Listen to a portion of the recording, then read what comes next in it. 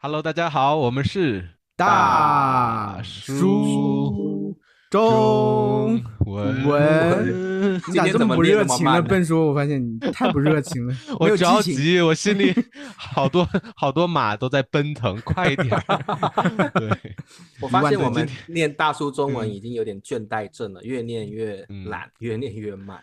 对，对对对没关系，按那个灿叔的话说，是我们的特色。对，不整齐。我们也没有之前有个打算改老师给我提期。议说，你们可以说快一点，我说嗯，不要了，我不要们就是这样不齐，还挺好的。我们大叔就不要有对，任何的拘束，不要有对任何的限制，我是的，们想怎么样嗯，就怎么样，这是我们频道的风格，想要说什么没就说什么。错啊，很奔对对放。对对。哎，好，今天我们奔放的今天我们聊聊什么呀？什么？本书要聊什么？奔放的，每个人都问今天聊大什么？家都问聊什么，大家都 每个人 Q 都不知道别人，聊什么。不想要 Q 自己，Q 别人。好吧，那我们 今天我们 Q 的主变书，题就是聊去国外旅游的事情。嗯，啊，对对，哎，我先问你们一个问嗯，题，嗯看书先问，请问你喜不喜欢出国旅游？然后你比较喜欢去哪一州？我先问州哦，喜欢去哪一嗯，州旅游？先啊。问你两个小问题，等一下我要问变数一样的问题。好的。啊，其实这期的节目对我不是特别友好，因为我没怎么出过国。对我我也是，记得，我也是。对，我但是你只去，去的地方我没去过。对，其实我很我只去过好奇。两个地方，嗯一个地方就是那个嗯马尔代夫，就是度嗯蜜月的时候去过，嗯那个时候是哦，度蜜月的时候去嗯，过。另外一个哎，地方就是嗯，你要说什么？看书为什么度蜜月去马尔代夫？其实怎么好多当时怎么选的？怎么选的？这个是大因为陆的一个趋大陆势吧？我好，觉得真的啊对，不知道为因为什么。马尔代夫嗯它首先是免签的嘛，免签的就比嗯，较少。哦，然后对，确实海岛很漂亮嘛，很多女生都对，很向往嘛，我老婆也很向往，哦，嗯就想着去那个地方度蜜月，就是当初这样。是谁选择去马尔代嗯夫的？我老婆呀，肯定是，哦，肯定是嗯 听老婆的对，话了，对不就对？尊重她嘛，她嗯，要去哪就对对对去哪。对，第二个去对我的也是差不多，就是巴厘岛，也是一个岛，也是因为啊，免签。印尼。嗯，对，印尼，印尼的。你问我是最喜欢去哪个州啊？对对对其实我心里最想去是的话。对，最想，嗯我心里是有主意的。我觉得我可能最想去的是应该是欧洲，因为欧欧洲，啊，洲是吗？你啊，对对对对，欧嗯洲为什么？感觉有些古建嗯筑呀啥，我还挺有啊，城兴趣的。堡，对对嗯对，我感觉哦，你相对除了中国之外，可能历嗯史相对比较厚重一些的就是欧嗯，洲了。这个对我相对，对比较有吸引力一些。吸引力你来吧，来吧，对，我给你当导游。但是我现在必须的正好跟你相反，就是啊！在欧洲的话，你去的国家多了，你就发现其实都差不就到处，多是吧？对，差不多，然后都你不要是有一破灭我个的梦啊！你大教干什么？堂。就哎，教堂很美，但是你对对对，看了100个教堂以后，再特别的倦怠，教堂，你也对没有什么差不多。意思哎，了。这个对，就其实是这样的，很多外国人觉得哇，中国历史好悠久，好美哎，啊。咱们就成天在中国庙啊这种。觉得哎，就是那嗯样嘛，就是这很样普通。对，就是。哎，嗯灿叔，大陆人基本上嗯都像你一样对欧洲有一个很向往的感受嘛？我觉得整体吧，因为大陆人其实对欧洲整体印象还特别好。比如说你问起英国怎么样，大家会写啊、英国绅士；问起对，法国怎么样，浪漫；问起意大浪漫。利怎么样，帅哥，都是这样。其实整体印象特别好，一直对，停留在比较还有足好的印。球，有的人对，很足球，足球，西你是足班牙的，对对球迷，很对想去这对个。而且我觉对对嗯得这个中国人对悠久的嗯历史特别有共鸣，所以对对，他们嗯特别会想去看有悠久历史的国家。所以我嗯觉得欧洲的确是首选。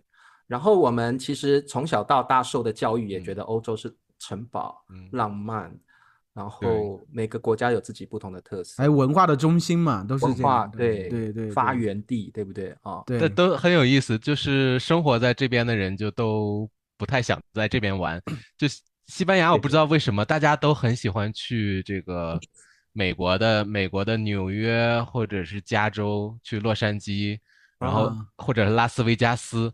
就很嗯哼，多西班牙人就是如果去旅游的话，去别的国家，他们我能想象首选就这个，就感觉是去。好像你们欧嗯洲是旧世界，美国是新世嗯界。旧的喜欢对对对，向嗯，往新的东西，但是美国他们对人也喜欢来欧洲，欧洲，有点像对，围城是对，吧？城外人想进来，城里人想出去，都没错。想出去。就是这样。哎，那嗯笨叔你嗯呢？你去过哪些嗯国家？然后你其实嗯。自己是向往去哪里的？哪一州？先说州好了。我当时去美国留学的时候，首先就是，我觉得中国护照的话，就是以前就是去的国家就是要交很多很多材料才能申请到这个签证，对对，所以我很不喜欢这个麻烦，所以手当时我续很麻烦。就是对，所以当时我拿到美国签证，我去美国留学的时候，我就有假期，我就去美国的各个大城市去玩儿，也没有对，去很多其他国家，就在美国的所有的大城市玩来玩去。后嗯来又到这个西班牙嘛，在西班牙的话就拿到申根签证。那申根哦，签证有很多都是申根国家也是，就是欧洲需要免签的。很多国家额外的申可以随便请签证。去啊，对，对，所以就大部分的申根国家我都玩了一遍。嗯哼，再就是说有一些对中国护照这个签证特别容易申请的，比如说土耳其那面就哦是一个简单的网上电子签，哦，这么简单，还有就是很多这个亚洲国家嘛，比如对，这个柬埔寨啊，东南亚一些国家。马来西亚呀，对啊，东南亚国家就去的这些都很蛮多，方便是吗？很方便，因为我住在北京3年，那3年的话就是假期的话也想旅游嘛，我就嗯，去了很多东南亚国家。所以哦，就是每一个时期就是玩的去的国家不一样，哎，这样那那你最喜欢变叔你，哪个啊？对你最你说喜欢哪？你最喜欢哪一州？最喜欢是吗？你啊，自己最喜欢？就是你都去我过了。以前有讲过，但是就是我人生中旅游里边最深刻的一次经历，就是觉得无法超越的一次经历是在这个波多黎各 （Puerto Rico） 哦，多在那个黎各是这加勒比海。东南南美洲那美洲，块，对对，南美洲，嗯，中美洲。它是美国的一个领地，对对对，但对对对，他是当地好像是人都说西想成为班牙语，美国的第51州，对不对？想对，要但是好像投票，公民投票，现在他们有还没当地的有，对，投票，但是还是参加不还没有，了那个美国的对大选吧，我现在对，还不太确定，但嗯，是那个地方就是很有意思，就是在波多黎各，你看到所有的基础设施都是跟美国大陆是配套的。哦，你看到美式的，那个，对，对，看到那个公路啊，看到这个店呐、那些店的名字都是美国大陆的连锁店，但是当地人都说西班牙语。哦，然后他们最有名的是有这个生物湖这生个 物 Bio 湖 Bay。（Bio 生物 Bay）。湖就是说这个嗯，湖它保护的特别好，所以这个湖里边有很多的微生物。哦，那我当时报了一个团，这个团是这种小船，这个船整个是透明的，就是哦，那很两个人漂亮啊，划的这种小船，是玻璃所以做的吗？为你在什么是透明的？塑料做的，但是哦，塑我不知道它，料做的，对，它就是透明的塑料，两个人做的小船，所以你可以看得你需要透那个船身，对不对？看得到湖里，对对，很美。然后你划这个船，你要先划大概1个小时，从一个小河慢慢的去划到那哦个湖里边。哦，到湖里。然后当时是晚上11点，十一晚点的时候，你上啊，知道对啊，那个地方就没有灯啊，但是没关系，因为那个微生物只要是你触碰到它会就会发光。发光，哇，对，怎么有点像《阿发那种凡达》那种蓝色的夜光。感觉？《阿凡对，达》阿凡那种感觉，达的感觉。嗯，就是你们如果看过那个什么少年派的奇幻哦，漂流，那个也，蓝色对哦哦，对对对对，有有有有有。嗯，就里边有那个水亮，里边有那个蓝色的光，那种悠悠的，哦，但是特别哦，亮的光，太美太美太美。嗯，就是你用手去抓抓水，然后你就捧一手水，然微后你生物。就发现你的手里边好像星星一样，就是在一闪一哦，啊，闪一好漂亮，闪的。好漂亮，嗯，所以一湖里边的定要晚上鱼，去，晚上去比较浪漫一点。对，而且你可以看到湖里边的鱼，它游的话，它的那个路线都会出现蓝色的光，哦，那是触很美，碰到就会发特别的光神奇。啊。嗯，对，我就从来没有见过那种场景，就我会以为是那种淡淡的光，但是实际上，很你就是亮哈，划船很的时候，亮的。看你的腿下面所有的船身接触到水的地方都特别的亮啊，就特别神哦，那奇。很惊艳的嗯，哦，很对对神奇。对对，但是之后又我第见了好多一回听，东西都没有刚听到你超越。说到一个透明的，还是晚上去嗯看，我就想嗯，底下可能是不是有水怪呀？就是尼斯湖水怪，呃，还有水就是没蛇啊，有没有，可以看到蛇啊或什么。对对对，但是你一说确实很呃美，能想象到那个画对，面，就是那个变叔，我问你，我们这边你嗯出国的经历比较多哦。对对，你刚嗯，刚说波多黎各是你印象最深刻的地方，对，但是我跟灿叔都应该蛮好嗯奇的。最后嗯你落脚在西西班牙，班牙，嗯所以你可不可以跟各位观众交代一下，为什么你就待嗯在西班牙了？然后没有再去别的国家去尝试看看？对，首先是因为这个欧洲申根国家真的很多，一年啊，也玩不完。因为我这边一边工作一边玩嘛，所可以去玩以可能啊，对对一年我有2个假期、变叔，3个假变叔，期这样。嗯，你先让我们惊叹一下好了。变叔，你对，先告诉我跟嗯灿叔，你到底嗯，去过哪些国家？我没有算一下。认真的数过，但先是我从亚洲，觉得，从亚洲先开始，嗯、好的啊，亚洲我去过，让我们羡慕一下。呃，韩国、泰国、柬埔寨、越南、马来西亚、新加坡。亚洲我还去过哪里？哎，你去过那么多印尼，国家，你就没有什么嗯艳遇之类的吗？这东西嗯我们比较好奇啊。你光亚洲就是我出国国家的大概3倍了。啊，啊是吗？嗯，好，艳遇有啊，灿叔问艳你了，你遇有，他说艳啊，遇有，我们要听哪一个艳遇。国家啊，哪个国家发生了艳遇？艳遇啊，也没有啊，没有，就没有还是有？是可搭能讪那种，搭嗯讪那种。没有啊，就是可能到了那个国家比较无聊，就拿出那个交友软件，然后看一啊，看，看一嗯看附近有谁。如果是自己旅游的话啊，但是啊，我对，常常是，我可能就是我去一个地方之前，那个学生可能住在那个国家，所哦，以啊，学生会当我的导游。呃，如果有学生陪我的话，我感到不寂寞，我可能就不会去找艳遇或者是啊打开 啊 APP。啊，OK，啊，现在我一般都是看到有学生的地方我才去，但以才会去。前年轻的时候，我一个人旅游，那个时候挺无聊，我就想看一看有没有人愿意当我的当地的导游，然哦，后在就是这个，随机用交友软件找一个不认对，识的人。是这样的，哦，然后当地人就带我就是看一看呐、然后一般是以友情为基础，但是可能有一些就是磨出一些这个擦枪走暧昧的火啊，火花，火花。对啊。对，那这个变叔，你欧嗯。洲去过哪些国家？欧洲去过芬兰、挪威法北欧、国、意大利、瑞士、瑞士，葡萄牙。我得看着地图说，因为 哇，至少就有7个了。比他利时、最最近不是荷兰应该去过什么应该有克罗地十几亚什么的？个了。比利对时几个了。去过，对，比利时、克罗地亚、黑山，啊，这个波黑，然俄罗斯后去过吗？俄罗斯没去过，俄罗斯东欧的还没去话去的少一些。啊。北欧、西欧比较多了。好，北欧比较多，对，哎，对，北欧的话，我觉得，很值得去。我当时去冰岛嘛，冰啊，岛冰岛我觉得那边也啊，挺好看的。对，我是想去看极光，但是，极光嗯，但是我运气比较差，待了1个星期都没有看到。没有遇到。就是哦，哦，有看到，但是看到是那种白色的烟，但是你用白色烟相机拍出来，它就是绿色的。你用肉眼哦，看，它就是好像云一样白色的烟，你根本想不到那是极光。所以那就是是他们说我的，有些人拍到是嗯。不是因为相机调了的缘故呢？还是本身真的有那么好对，看？相机调了的缘故，但是也哦有就是运气好的，是真的肉眼也可以看到那样因绿为我色的光。我看哦，网络上那个极光都是好像还会像窗帘一样这样飘动着，实际对，上他们必对对，就是那种，须要嗯，用特别好的相机才能把那些不太明显的极光给拍摄出来。拍出来。捕捉出来，然后对，调色让它更明显，应该是这样啊。对，但是肉眼的话，我当时就是运气不太好，就看着的就是那种特别普通的白烟。如果你不告诉我，我就以为是云啊，不会以为嗯，是极光。那变叔，请嗯。问为什么最后在西班牙落脚呢？就是因为这边的物价真的很便宜。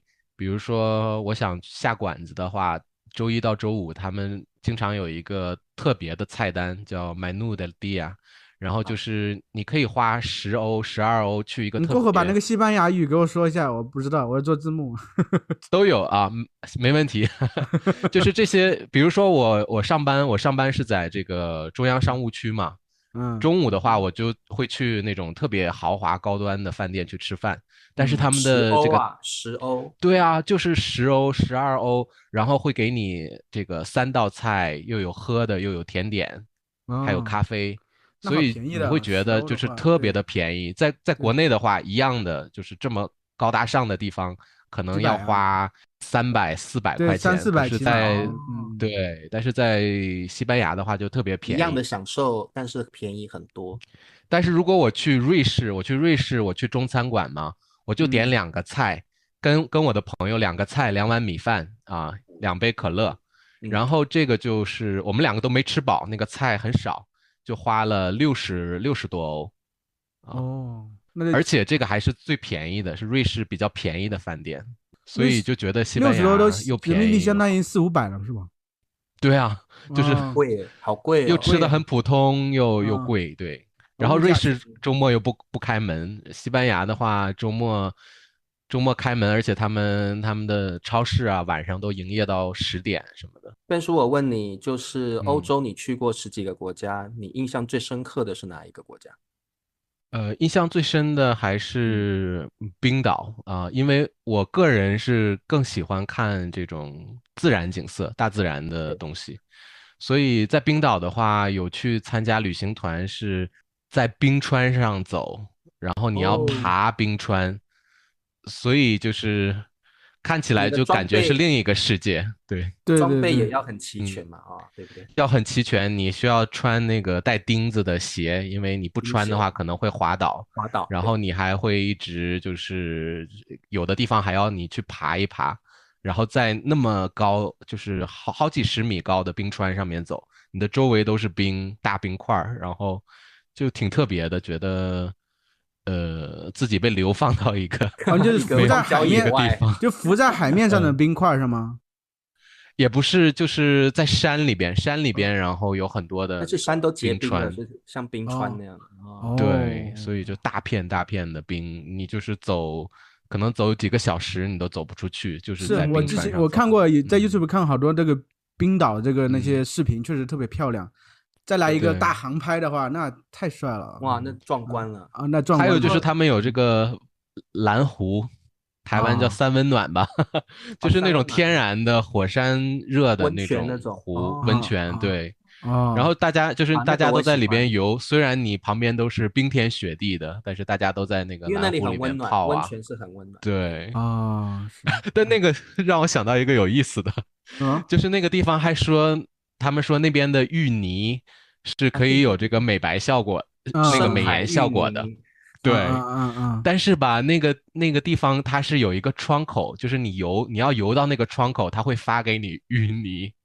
啊！然后有的人不知道要游到那个窗口拿芋泥，他们就自己自己挖到那个自己对，就是进水里去挖，然后他啊，们就抹在脸上，然后你就嗯，发现有很多人的体毛都在那些人的脸上，不游泳就是那些体毛人他们不对啊，掉里头他们就从水里捞出来，那个泥里边都是毛啊，然后就抹在脸啊，上，那但是他们不知为什么？道其实这是窗口发的。所以嗯，那个地方的里面的那个地泥是面地面的有体沙子毛，为什泥么有体啊，毛？就太热了，因为大家都导毛在里面会掉嘛，泡啊。泡啊都会掉了嘛。哦，我如果敷芋泥在脸上，那好像面膜那样，然后上面很多体毛，你也不晓得是谁的体毛，太恶心了。那个对啊，我就好恶心看到有的游客他们误会了，然后我也不好意啊！思提醒他，我说：“哎，你这个有毛在脸上。”很有意思哎，冰岛没对想到那么好对，玩。对我觉得嗯，听贝叔说的每个国家，我都觉得变得好有意思哦，对很想去。呀对呀，我们今嗯，天就挖笨叔吧，咱们俩不要聊了。对，不过不过没有，我嗯要问2位大叔一个问嗯题，嗯嗯我认为出国旅游可能为了两嗯种方面的事情，第一方嗯，面对，就是像笨叔这种自然景观控，特别爱自然景观的；对对，另外一种人是喜欢看文化建筑、人文景观，对人文就景观的，是灿叔啊，对啊，看书这种类型的，名胜对不对？古迹，名胜古迹。那我个人是比较偏向灿书这一种，我还有比较一种人啊，喜欢看，笨茶叔哦，你不真的吗？知道，就好，像我老嗯婆他们喜欢去找吃的，就每个地啊，美食控，对美食对控，对不对？对啊，对，这个很有意思。我有很多中国朋友，就是来西嗯班牙，我们出去玩儿的时候，就嗯，是可能在大自然里看到什么东西，基本上，中国朋友的问题都是，哎，这个能吃吗？那个能对吃吗？对，可是，一样啊，外国人来中国或来台湾都一样嗯啊，都问这个能吃吗？他嗯一定要先问清楚是什么，因为对，有些东西处理过，嗯不晓得它是嗯。本来的原料是什么，然后一听可是他就不敢吃这样子。可是灿叔他去过马尔代夫和印尼，那厘岛马尔代夫你看不到很多名胜古迹的这种。马尔代夫就是把你放在一个岛上嘛，就坐个水上飞机，然后送到一个岛上，反正四面都是环水的，你又出不去，就在那块，听起来就是在花钱，各种花钱。就在花钱。它有两种形式，基本上都得体验，一个是沙屋，一个是水屋。沙屋就在岛上面，出门一点点距离就是海边了。然后水屋基本沙子的，它不是所谓的沙屋，它不是就是因为盖在沙子上而已。水屋它就真的是盖在沿那个水岸呢，盖一圈这样的，你感觉在水中的房子一样的。所以你们俩是为了省钱，还是你们两个就是奢侈了一把？奢侈了一把，肯定马尔代夫多贵啊！马尔代夫好贵的。但是三叔你就纯粹在那里住而已嘛，还有水上活动，就这样子。去几天？去了啊，我忘了。听到我结婚这么久了，可能1个星期吧，应该差不多一个星期应该有，1个星期应该有。那个水屋是有鱼在下面游来游去吗？水屋有一个游泳池，然后呢，它有2层，底下就是那个海水了。有些人会直接走到下面去，可以浮潜。像我们两个胆子比较小，连浮潜都没有做过，都没有做。那灿叔，你去了马尔代夫之后，你个人的旅游经验是满意的吗？想再去吗？有机会的话，这个不由我决定，我老婆是想去，我还好，真的就是我觉得可能旅游2种嘛，一种去到处逛，一种就是度假了，那是类似于度假的，你在那块躺着。每天不做什么，就吃好吃的，玩一玩，休息聊聊天什么的，这个是放松的形式嘛。去巴厘岛那块，其实我们也是去找了个酒店住了好久，到那个地方因为什么原因去巴厘岛旅游？是这样的，巴厘岛是我老婆的闺蜜，她之前一个人跑巴厘岛去玩去了，然后觉得那地方特别好，回来给我们俩推荐。然后他说特别特别舒服，特别好，那个地方人啊怎么样，还有风景啊都特别好。然后我们俩就相信他了。然后他自己又听起来有不好的，听起来被骗的感觉。也不是说跟团去吗？还是没自己去的。然后她的闺蜜又和我们再去了一次，就我们3个人去的巴厘岛。然后当时就是因为听他说的特别特别有意思，特别好。一般情况下去一个地方也就1个星期吧。我们当时就是鬼迷了心窍，去了14天，你知道吗？2个星期，2个星期，旅费不便宜吧？当时确实不便宜，但是呢，偶尔去一下，其实大家就是觉得也值得，这样就是花了好多钱呢。最主要是你们做了什么？2个星期就住在同一家酒店，就住在那个酒店里头。那酒店那些人我们可以换一换的，对啊，一个星期不是那个酒店是很好的一个酒店，它就环境确实特别特别好。那地方也可以游泳呀，可以走到沙滩上去玩什么的。但是再好的地方，你想一想，住14天有什么感觉？会倦的，会倦。对。后来我们当然也去过他当地的一些地方，也去过那个什么，从山上漂流下来，那个对我印象挺深的。从山一路就是坐那种浮艇一样的东西，一路漂流下来，还挺好玩的。那你太太没有一直喊吗？喊了，但是他那个觉得还好，因为那个挺安全，前面掌舵的人也技术挺好的，那还好。一路从上面下来，我觉得那个对我印象挺深刻的。当时有一次是因为那个地方，我记得印尼它宗教比较多，有穆斯林教，还有这个佛教。对，我有印象，到现在能想起来，就是佛教这个印象对我比较深的，就是他们的佛的雕像哈，和中国大陆的不一样。中国大陆的永远是慈眉善目的，看着很和气，但是他们那里的佛像，我看起来很凶。甚至很狰狞，有时候我感觉可能当地的他们的人想法就是佛可能是让你有一种威严在，就是像罗汉或金刚那种的。对，基本上我看的雕像都是那种状态。整体下来，我觉得也是一个比较好的体验嘛。也去了一些地方，但是住的地方就在那个酒店，前面就住了1个星期，就躺那块儿，然后后面觉得实在无聊了，然后再去安排一些活动，在他们下面去转了转。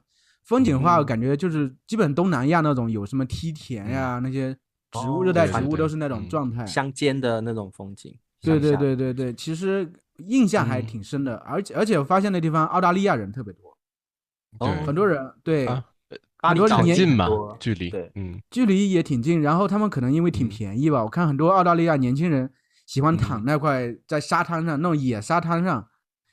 这个就是其实就是和我老婆和我老婆的闺蜜这个观念是有分歧的。我老婆的闺蜜会觉得啊，在那种野沙滩上躺着很自然的状态，她会觉得很舒服很惬意。其实我们是相对晒黑吧？对对，我们其实不是很喜欢这种太自然的这种状态，相对会舒适一些，会比较舒服。所以她安利我们去了之后，我们觉得啊，还可以，但是也不至于像你说的那么好吧，就是这种状态。是巴厘岛应该就是喜欢海滩的人，巴厘岛应该很多这种野外的沙滩吧？有。但是你想想看，像我大学4年就是在重庆那个地方，重庆周边是有很多风景名胜的。对。然后我爸和我说：“你去旅游呗，我给你钱。”对。我大学4年都没有动过，你知道吗？就是我是这种类型的人，我对旅游没有。根本，你像笨叔我是相反啊，我大学我就是对，就是灿叔根本就不是一个喜欢去旅游的人啊。对。所以你问我想不想回巴厘岛，我觉得还好，因为我还好。本身不是那么喜欢去旅游。对，现在有时候在国内旅游也是我老婆想去，比如说想去成都呀，想去哪呀，或者想带孩子出去玩呀什么的。说这期要是我是嘉宾的话会很无聊，幸好不是。咱们继续。怎么办？我跟灿叔一样我就是那种。一样吗？我这种人就是我觉得出去玩比在家里还累，比工作还累。我是这样感觉的人，所以没有必要，我是不可能出国的。我只有3次的出国经验，都不是我自愿的。是吗？如果没有对德国，我很好奇德国有一次。对，基本上德国是公司出差。那个时候我在一个出版社上班嘛。对。我们要参加国际书展，所以我们去德国法兰克福去参加国际书展。那个时候呢，我们的董事长就问全公司的人开会，谁愿意跟我去德国参加书展？没有人敢举手。为什么？压力太大是吗？不是，大家级别太高。第一个，大家不敢说英文。对。第二个，你要去国际书展，你一定要对自家的产品要很熟悉嘛。大家都没这个自信。对。那这个时候呢，查书也没有举手。后来我旁边坐着那个编辑部的那个葛小姐，就编辑部的主任。葛小姐又出现了。葛小姐很淘气哦，葛小姐就这样弄我的手，这样她这样子好玩。她是最唯一举手的人是吧？她很淘气，她是开玩笑的。她以为她就是觉得都没有人举手，编辑部很丢脸。她就突然勾了一下我的手，把我的手这样举起来，然后我赶快收下来。然后董事长好，那理查老师，那你就跟我们一块去。然后我就傻了，怎么是我？为什么这种事情我听了，我肯定第一个举手。公费旅游，真的是公费旅游。但是我刚刚说过了，我对出国毫无兴趣。对，所以那葛小姐开玩笑这样一弄，就是我了。那我也不好意思说不要，董事长都说了，基本上去德国也算是我第一次的出国经验。在泰国和后面是吗？最早的，对，我去德国是最早。那我法兰克福是在德国的中间位置。对。那我们坐飞机去，其实也是我第一次坐飞机，很多的第一次就在那时候发生。哇，当时你的心情是什么样？你是觉得兴奋还是没有感觉还是？坐飞机蛮新鲜的，第一次嘛。但是我的感觉是飞机位置怎么那么窄？因为我的脚比较长，对是，我就觉得好窄哦。然后而且是那么长的航班，坐了10几个小时，很不舒服。但是第一次，然后飞机餐也很难吃，然后就觉得体验不是很完美，但是对，算是新鲜。到了德国之后呢，我们就去住小旅馆。德国的小旅馆，因为那时候书展期间所有的法兰克福的旅馆都非常的贵，我们住个小旅馆，但是呢，小旅馆已经算蛮舒适的了。对，我去德国住小旅馆很有意思，就是当然旅馆提供早餐，然后董事长跟我们去说，董事长说你们第一次可以吃到大麻面包。真的吗？你的董事长这么开放？大麻在台湾是违法的嘛？对，在大陆也违法。在德国不是，在德国你可以吃到大麻面包。所以我们就很新鲜，所以早餐第一件事我就赶快跟董事长说，我要吃大麻面包，然后就去挑，吃你真的了觉得吃了？是啊，我觉得没什么特别的感觉，就跟普通的面包一样，你没也没有有，是不没有是假的？特别嗨。不会，可能我本来就很嗨，我没有什么特别的感觉，对对，有点失望，但是总算是有个，再吃一块啊，再吃2块。我吃了2块，吃啊，完之后还是没有感觉。没感觉，吃完了我们要回去房间整理一下要对，去书展的东西。嗯，去了之后整理完，我印象很深刻。我跟我另外一个同事一块住，那我们大概早上8点要离开那个房间，对，一个大妈就进来了，这帮我们打扫房间的大妈，德国大妈就进来了，穿着一副大妈的服饰，然后对，拿着扫把跟那个鸡毛掸子。进来之后，我就闻到一股非常浓郁的体味儿，就是腋臭。德国，我要先跟德国的朋友说对不起，但是我嗯说实话，嗯那个大妈的体味真的是有如一辆卡车撞击到你身上那种感觉，就是，然后我又不那么好意思严重。露出很难闻的嗯脸，我嗯就赶快跟我的同事嗯离开房间，就嗯是狐臭了。所以我在德国的旅馆看那个嗯电视哦，他们嗯50%的广告都是嗯体香剂啊。的广告。啊，我虽然听不懂德语，但嗯是我知道他们那嗯都是体香剂的。对他们用香水会比较多，这个原因本身的体味比较重是吗？他们应该都欧洲人好像都会用体香剂，你对对，像我们亚洲人比较没有体味儿，嗯嗯嗯嗯，所以欧洲人好像体味儿比较重，所以对据我对对对，所知，他们几乎出门都会那种体香剂是那种膏状的，会先抹一抹对，才出门。不管别人，我觉得至少这个大妈的体味儿应该很重。理查老可能师这个可能别人记忆没有啦，这么深但是那个刻啊？大妈这么深刻，已经过了十几年还记得。对呀，不好意思，德国的朋友，那个大妈的体味是我在德国旅游最印象最深刻最深刻的，的记忆。我以为你要介绍没有跟德国的哪些方面，超过但是德国任何名胜古迹或那种。对对对，对，那我们当然公嗯事公办，我们就是嗯，国际书展处理完之后，董事长觉得我们很辛苦，特对，别安排了2天让我们去海德堡玩。啊，对，所以嗯我们那时候租了一个小巴，一路就去海德堡。海德堡经过战乱，所以海德堡的外面有一些地方是有一些战乱的痕迹，有弹痕啊、炮弹的痕迹。断壁啊，残垣之类的那种东西吗？对，对，但是对对，其实它内装都已经重新整装啊，过了，所以内明白了明白了，装是很漂亮的。那嗯我们就进去，然后海德堡的另外一面是一嗯个很漂亮的峡谷。峡啊，谷，我第一次感觉到什么叫如诗如画这个成啊语，嗯就是海嗯德堡的后面有一个峡谷，峡谷上河流、村庄、嗯夕阳，哇，真的美到不行，美呆了。然啊，后你会特别真的想去那个村庄去看一下是怎么样子，不过我们没有这个机会。但是我觉得在法兰克福这段期间，我也去看了莱茵河，人家都说嗯莱茵河有天鹅，很美，嗯真的真的。我去莱茵河就发现很多天鹅，嗯然嗯，后呢，有人会在那边喂食，其实真的很对，漂亮，莱茵河很嗯美。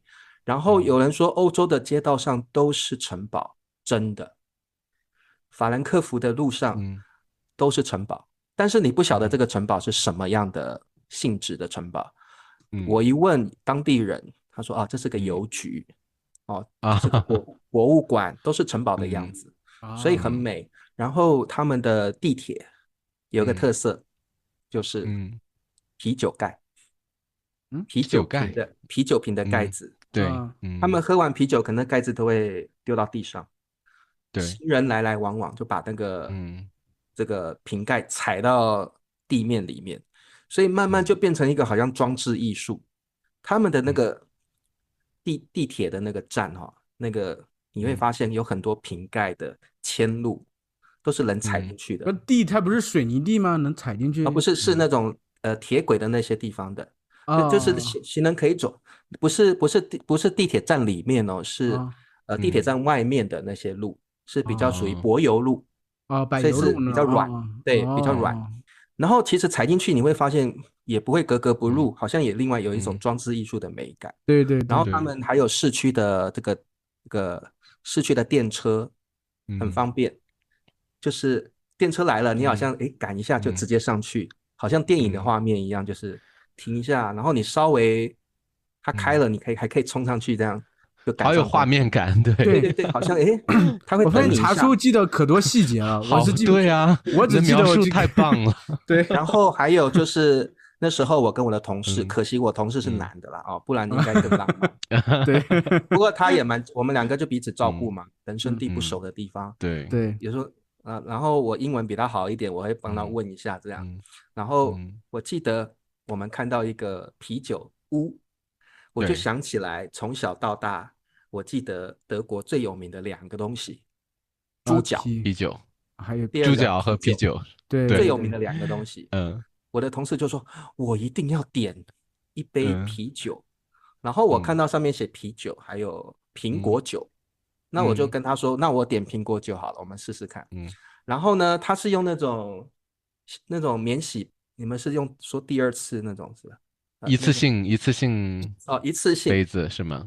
我们台湾叫免洗杯，小小的一个杯子而已，它就这样装，然后大概是几欧元，2欧，快2欧元。那还记这么清楚，这么多年过去了，1欧元太厉害了。因为我觉得很贵啊，我觉得很贵，我就把它记起来。因为这种小杯子装的这种小小的就要1欧元，那确实挺贵的，比现在的价格比现在西班牙还贵。太贵了，等于这真的很贵。我觉得那时候那些年对更贵，对，但是就是说体验嘛，对啊，你到了那个地方，他喝啤酒，我说好不好喝，他说好，德国啤酒太好喝了。然后我说那你等一下留半杯给我喝，然后我喝的是苹果酒，我喝了一口我就说全部都给你，不好喝了，我觉得。对不起，德国的朋友，真的好像浆糊，味道很像喝浆糊一样。这么难喝吗？可能是那一摊不好喝啦，我不晓得。但是我就觉得我对德国的苹果酒印象没有很好，好像也是2欧，一样快2欧啊。那我后来喝我那个同事点的啤酒真的是好喝，我个人也比较喜欢喝啤酒，好喝。那我那时候吃素了，我就没有吃猪脚，我们就没有特别去买猪脚。那但是德国的饮食让我非常的不喜欢吗？太油腻吗？还是怎么样？太咸，所有的东西都咸。我同意，我吃猪脚也是特别咸。他连那个面包、甜甜圈什么都是加一堆盐巴，都喜欢加盐啊。跟那个超咸的，我们不晓得他用了什么配方，一定有盐巴。然后我们那时候就体验嘛，买了德国的甜甜圈，还有他们特别的那种煎饼饼干，吃一口我都实在吃不下，太咸了。然后对，甜甜圈又太甜了，甜点的话这边超甜超咸。对，然后我同事跟我有去他们传统的小饭馆去吃他们的传统的，我没有吃，他有点生鱼，也是他说咸到不行，所以我们没有吃完。什么生鱼？深海鱼吗？生的鱼生鱼片的生鱼，没有煮熟透了，是稍微煮一下而已，可能是烟熏的那种，很咸。他说很咸，他吃不完，所以最后剩很多。经过那是我们去德国的第一天去吃的，第一天的第2餐之后，董事长还有我们达成了一个共识，就是绝对要找中餐厅吃饭。对，中国人到外面就是真想吃。这个应该不是只有你们，我觉得是我当时在国外可想吃中国的东西了，真的。对，我也是。我那时候去看到他们的那个所有的餐点，我完全不好意思，没有食欲。然后当董事长宣布说第2餐以后要吃中餐厅的时候，哇，我们所有人是举双手赞成。从那个晚餐之后，我发现我们吃的是我们习惯的饮食之后，我们真的觉得人都活了起来。但是蛮贵的啦，我们3个人吃一餐要大概可能200多块人民币一餐，哇，200到400之间，那个时候挺贵的。对，然后吃中餐也没有特别好，但是我们可以适应的口味，我蛮推荐大家去德国的。饮食方面我比较带几个方便面去。对，德国的中餐厅很多，所以饮食方面不习惯也不用担心。对，那很多印度的、越南的中餐厅很多，所以饮食方面我觉得你不适应也没有关系，你总是找得到你喜欢的饮食。那你去那会儿都10几年前了吧，起码。我印象很深刻，对，德国我个人蛮喜欢的。但还好不是旅游团，就至少跟公司的话，你们可以去一些这种不是说为了骗游客开的这种店。像我去韩国也是公司招待的，是员工旅游。韩国基本上韩国的那个国家的风格就跟中国差不多，我觉得跟台湾很像，包括他们的夜市还有他们的餐馆，基本上我觉得跟中国大概都差不多。就是韩国好像因为也受儒家文化影响，因为我老婆以前她是跟着公司去做翻译的，出过好多国家，欧洲也去过，然后韩国也去过，她发现韩国人就是招待客人是最周到的，就他们有东方人这个礼仪上的东西，就最周到，吃的东西也是最好的。日本应该也可以，他反正他没有去过日本，他去过韩国，就韩国招待他们这些特别周到，像英国他们的有些就是很随便吃的东西，并不是很好。对，韩国的话，我记得我去过那种小店里边，然后就是感觉就是炸鸡店嘛，啤酒炸鸡店，那个老板娘就真的好像一个奶奶一样，就是特别热情，然后对，就是感觉奶奶在家给你做饭的感觉。不要再说大妈了，我会想到体味儿。虽然是外国人，但是我就是想到体味儿。对，是个大妈，但是就没有隔阂，就觉得虽然我是外国人，对，但是虽然说不同的语言，但是感觉很亲切，应该会。韩国我觉得很有意思，就是我们去的第一天，我跟我另外2个同事一样的公司嘛，2个同事就要去探险。那我们第一个探险的就是我跟我同事，我想去看他们杂货店卖什么。然后我们就进了一家杂货店，我们就英文讲说，我们是外国人，怎么什么的。老板一听到我们讲英文，马上跑进去房子里面就躲起来了。然后我们等了半天都没有人出来招待，就是好像他很怕讲英文。然后我们就只好搔头，没有老板不在，我们也不能乱跑，我们就离开了。所以我第一个印象是韩国人好像很怕讲英文。然后而且我们在首尔哦，我们是在首尔。然后后来我们就想说，好吧，杂货店失败了，我们去小餐馆吧。我跟2个同事就去餐馆，然后我们对韩元不是那么熟悉嘛，所以我们那时候吃完是19万韩元，听了19万，吓到都呆了，不敢买单，是不是？还是韩元，他放心了一下。然后那时候是吃韩式火锅，很好吃。对。然后老板娘也很热情，知道我们是台湾来的，很热情。然后我觉得韩国人是对外国人是蛮热情的，也特别多招待我们几个小菜。我觉得韩国饮食让我印象最深刻的就是吃不完的泡菜。对，泡菜对，我们那时候吃炸年糕，旁边有12道泡菜，小泡菜，好幸福。然后我都不晓得要选哪一个，每个都试一下。我看韩国人就是我看电视，他们吃早饭的时候喜欢吃米饭，然后一堆泡菜，这样就是这样吃的。然后还有一个汤这样。对，因为他们每家户户都有泡菜机。自己做的，所以泡菜我们去吃韩国饮食最有意思就是去每一家餐厅都是好几道泡菜在旁边等着你去用，可是你大概吃到第3天你就腻了。所以我记得我们第3天我们跟彼此说又吃中餐我不想再听到任何泡菜有关的菜了，我要吃不同的东西，我再看到泡菜我就怕。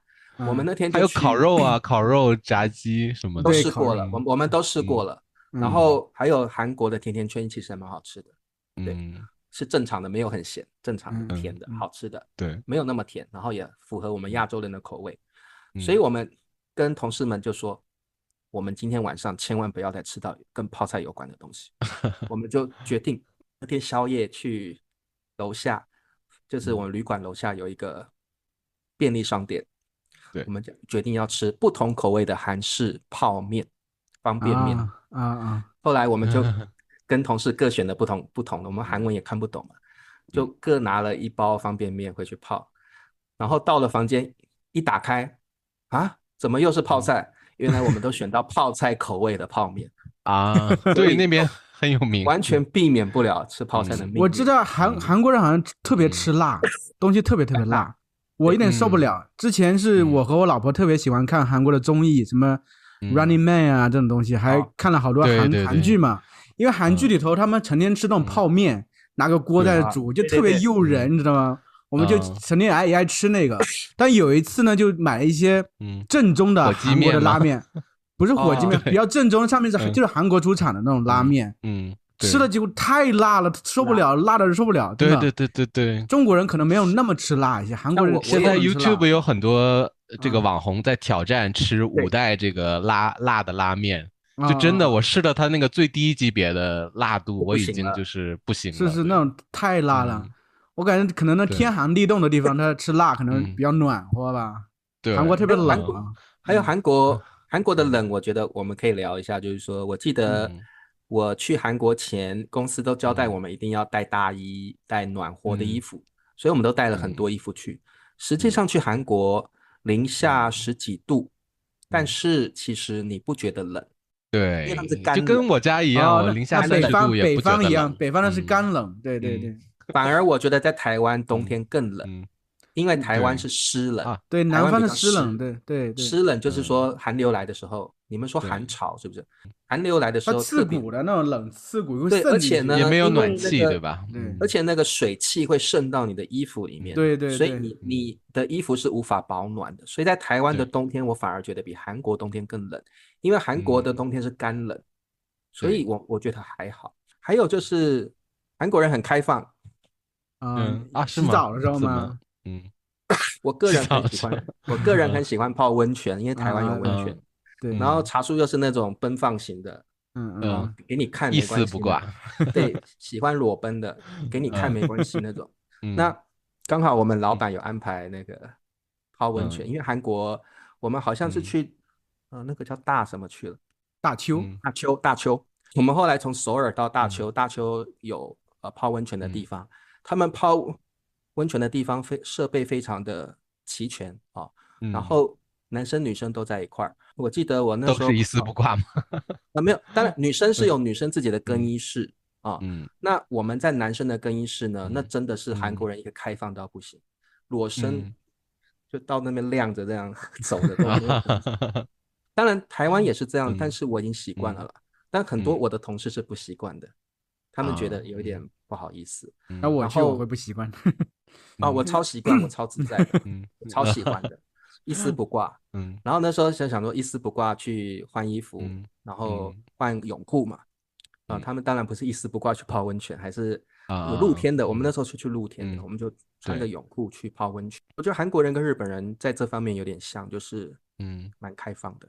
男生比较开放，那所以在韩国泡温泉的体验，我是觉得蛮不错的。所以我觉得韩国让我的感觉是饮食文化开放度，我个人是很喜欢的，因为理查大叔是很开放的人。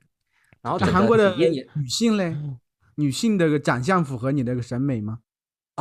太美了太棒了！我们在首尔看到很多女大学生然后他们刚好有什么活动吧，他们就刚好排队伍出来，然后我们真的为之惊艳，每一个女生都长得非常完美。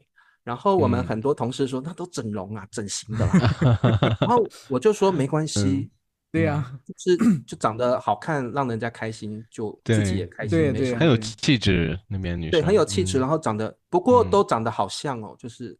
可能真的，我那时候听说是几乎每个韩国女生都有整容过，好多他们比较会化妆，也比较会化，对，然后化妆技术有关系。而且我听说真的大多数的韩国女生都有整容过，就是比较小部位的啦，或者是大部位的不一定。对，所以我那时候感觉是韩国真的是美女很多，但是长得都比较像一点，可能整容之后都某些部位特色都比较像。但是长得很漂亮是真的，整体拉高了我们旅游的素质。说起这问题，我就想问一下笨叔，就是你去过这么多国家，你觉得哪个国家的女人最好看？咱们聊一些世俗性的话题吧。不世俗，而且我喜欢这个话。这个很难说吧，都以你自己的标准都有美女以你自己的标准。但我也会觉得，变叔不要怕得罪人。韩国吧，我也觉得韩国啊，你就觉得韩国就是灿叔，韩国真的很优，女生真的很优哦。韩国，而且我觉得就是整个那个气氛就给你很小资的感觉，然后可能我觉得中国华人的审美就是喜欢那个，白净一些是吧？高挑一些，白净一些或者文静一些的，然后还有没有那么热情的，对吧？我觉得韩国女生是比较给我独立，然后比较 OL 的感觉，比较独立，比较自主那种。韩国的好多不是他们就是结婚之后基本在家里就放弃工作了很多嘛，基本男主外女主内的这种状态是比较多的。韩国和日本好像都是这样吗？这个我们那时候去的时候就是觉得韩国的女生也蛮独立的，也独立，然后长得漂亮是很独立，你看她的脸就看得出那种独立的气质。然后很有自我的想法那种感觉，所以我觉得这个是可能跟日本的女生比较不一样。日本的女生可能会比较服从，那韩国的女生就会让你觉得比较独立一点那种感，比较有自我的主见。然后我们那时候还遇到了我们有去青瓦台的外围去看，我们有看到有人在抗议啊，好像一直总是有抗议，韩国总是有抗议的，对，但是青瓦台那边在韩国，我看过2种抗议，是我觉得很特别的。为什么？因为在台湾，如果有人抗议的话，我们是比较粗暴的，我们抗议是会喊啊，然后会，就是大家聚集在一起会比较粗暴一点的。韩国，我到青瓦台去看，有一个人在抗议，我吓到了，他是戴口罩，然后就站在那里拿个牌子，静坐吗？静站，他是静站，对，静站，然后也不能吵，不能闹，所以我觉得这跟台湾的抗议模式差很多，因为台湾一定是吵啊闹啊，对，就是韩国给我感觉就很有素质的那种感觉，很无声的那种抗议，他好像只是表达他的诉求，并没有吵闹。他也有很闹的吧？我记得之前那个朴槿惠啊，我们遇到另外一种在首尔，就是大学生抗议，也很柔和，就他们排队这样走下来，然后拿着标语，就这样而已，走的，在街道走来走去这样。这在台湾也在我印象中，韩国人是很血性的。我之前看那个抗议的时候，比如说抗议日本什么的时候，有些韩国人直接剁手指烧国旗啦，对啊，也有啊。就是可能你刚好看到一些比较柔的，我可能刚好看到比较柔，因为韩国人在我眼里是很血性的，比较彪悍的。对对对。其实我印象，我刚刚说的2个国家都不是我最爱。我的最爱是泰国啊，超爱泰国。泰国是我。当然我没有去过很多国家，泰国是我最爱的。哪一点？泰国太棒了。如果你只可以举一点，就是让你最印象最深刻，你会被我吓到哦。是啥？人妖是吗？你想说？鬼屋。我印象最深刻的一点就是去看泰国的秀。对，人妖秀，还有泰国浴的秀。然后还有那个他们是同志，我有去同志酒吧吗？不是同志酒吧，也是秀啊。我不晓得他们那个叫什么秀，那个我也有去。该体验的秀我都去看过了。同志那个秀真的是让我终身难忘，震碎我的。是动作片吗？不止3关了，8关9关爱情动作片吗？碎了，生平第一次。但是，为什么我喜欢泰国？因为我觉得泰国的包容性很强它可以包容人妖的族群、同志的族群，而且是视为跟正常人一样的相处，这是让我很佩服泰国人的地方。因为很多其他的民族是做不到这一点的，所以我说为什么让你们震惊？就是我看完那个同志的秀，我真的吓到了，就是要描述吓到你的点是什么？会不会被黄标？你要想考虑一下。就是不会被你表演就好了。就是手语。他们就是你到那个秀里面啊，那个男生都是同志嘛，那就是穿的是内裤走出来，然后就会下来挑逗你，摸啊什么的。那我们都已经要看了，当然就让他摸什么的。对。然后他们又回到台上去，就开始做一些震碎我3观的一些动作。最让我惊吓的是，他们会拿那个球，对，然后去塞他们的啊，就是塞他们的那个屁股，然后然后又把它喷出来，就是因为我就想我到底来到哪里？所以这是为什么茶叔最喜欢泰国。没有我不是这个，因为这个我们今天到此为止，不要给茶叔时间解释。对，是我不是说我觉得让我大开眼界了。对对对，没见过，没见过。我这个人喜欢，我也没见过，我这个人很喜欢新奇的东西。对对，所以这个同志的秀就先讲到这里，因为其他就更限制很多，他们还会把人找上来。然后给你怎么摸什么，那很可怕。然后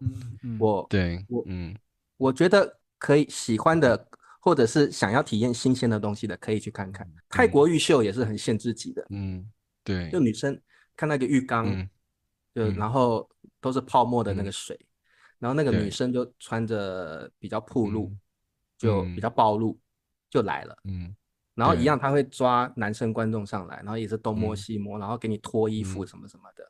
然后就给你这样身体接触，然后叫你到浴缸里面，他就开始帮你擦澡什么，反正就是那些东西。但是很有意思，因为在台湾或大部分的国家没有这些东西。我觉得泰国的秀是泰国很有意思的特色，限制级的，对，限制级的。韩国其实也有上空秀，我们也有去看。茶叔最喜欢看的就这些东西都有看过，但是上空秀你就觉得艺术，感觉是艺术啊，艺术。然后泰国这个当然不是色情啦，我觉得也是一种他们的特色。我个人喜欢看一些比较有他们各国特色的东西，所以我觉得泰国的秀还有文化秀，不只是这些成人的，也有适合你比较喜欢看历史文化的，他们也有文化秀。所以那个时候我在泰国的体验是非常丰富的。当然我们有骑大象穿过丛林，对对对，很神奇，就是大象上面，然后看着从大象的视角看这个丛林，你会觉得非常的有意思。当然在这里我是不是很鼓励大家骑大象，因为相关的那种一条龙产业，有人说是虐待大象，大象，所以对，我有看过，好像训练他们画画什么的，我觉得那个我们也有看。还有就是用小象拍照，小象会把你可以坐在小象的象鼻上面拍照。那有的人说这是虐待动物，所以当然在这里看了，我觉得也不是很推荐大家，就是有一些虐待动物的一些活动。还有就是鳄鱼秀，那个训练师会把头埋到鳄鱼的嘴里面。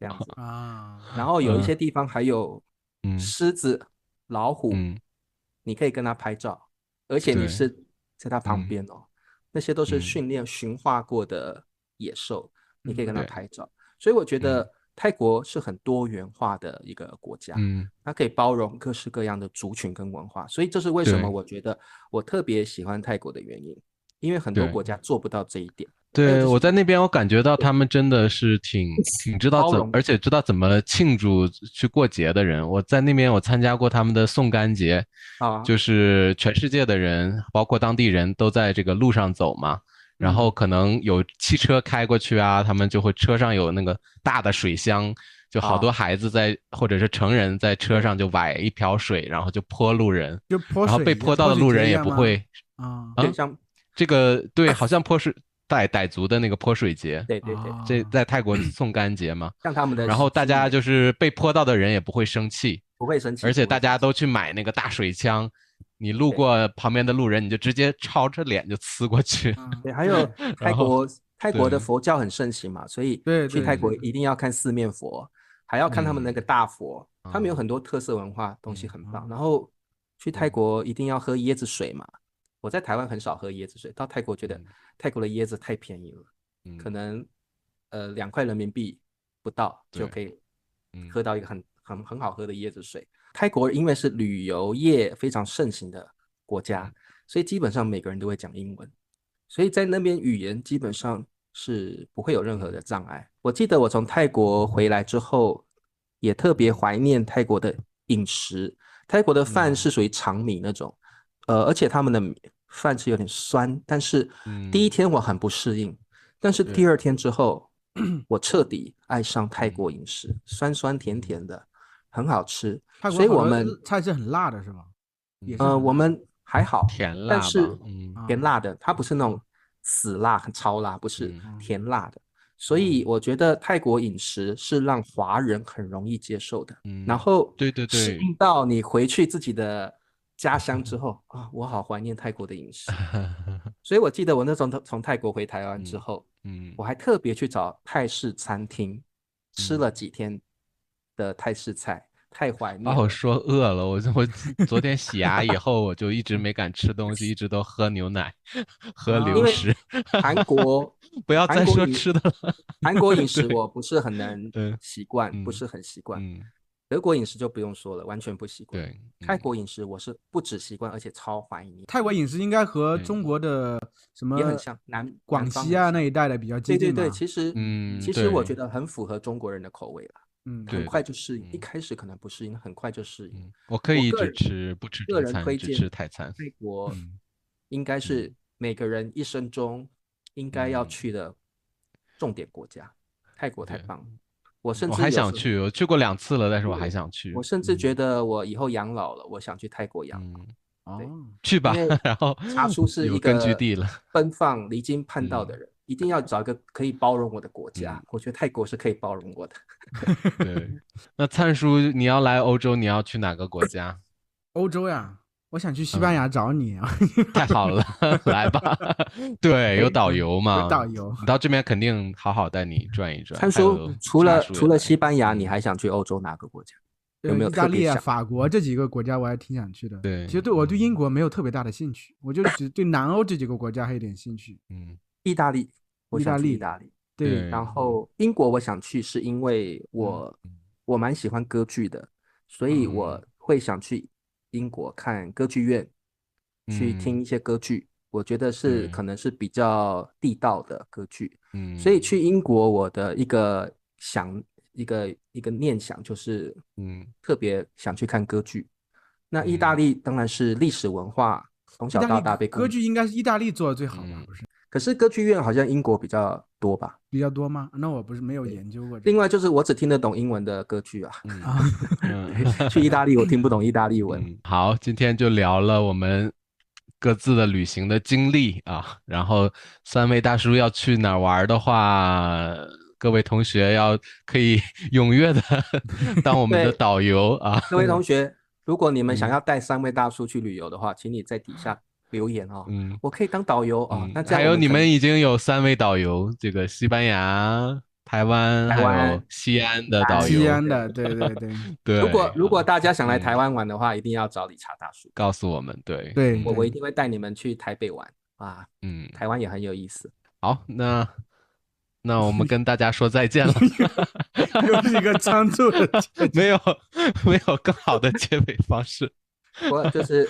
我觉得有机会出国，就大家我们说读万卷书不如行万里路。对，所以有机会出国走一走的话，大家也要把握机会哦。